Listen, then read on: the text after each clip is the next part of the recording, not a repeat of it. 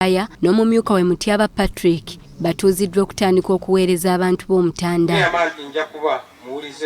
Omwami wa Kabaka akulembera essaza Kyaddondo Kago Haji Ahmed Magandazi Matovu mu bubaka bwe bwatisa omwami w'eggombolola ya Ssaabawaali Gombe. Dr. Eric Serugo akubiriza abaami ba Kabaka okukuliza abaana mu mpisa. Mulabirire bulungi abaana naddala mu biseera bino eby'eggandaalo nga mubasomesa ebikwata ku buwangwa n'ennono yaffe wamu n'emirimu gy'awaka.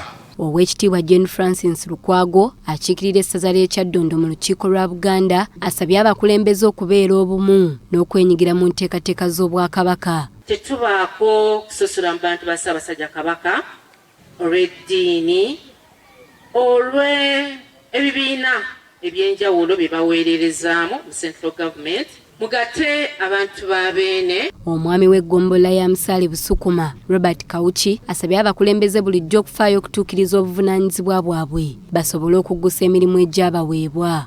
Abaami abatuuziddwa baweze okuweereza beene awatali kumutiiririra n'okukulaakulanya abantu be. Suubira okutandika n'okuteekateekera abantu baffe emisomo nga tuyita mu kitongole ekyabaseesa.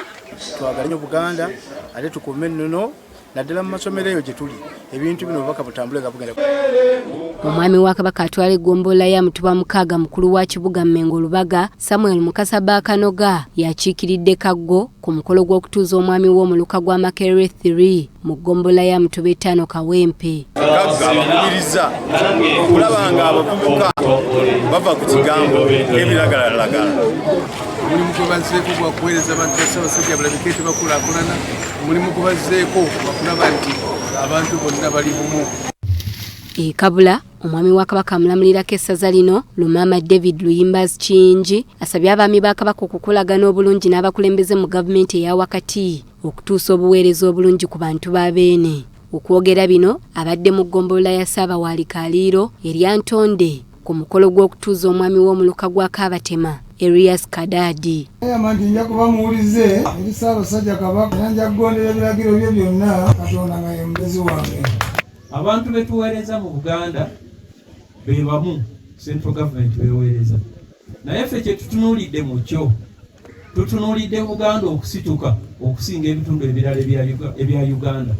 Awo nno timugamba nti enteekateeka eno ezze ate ne mugamba nti abaami be bakola nedda. Abaami batukulemberamu ffe tukola.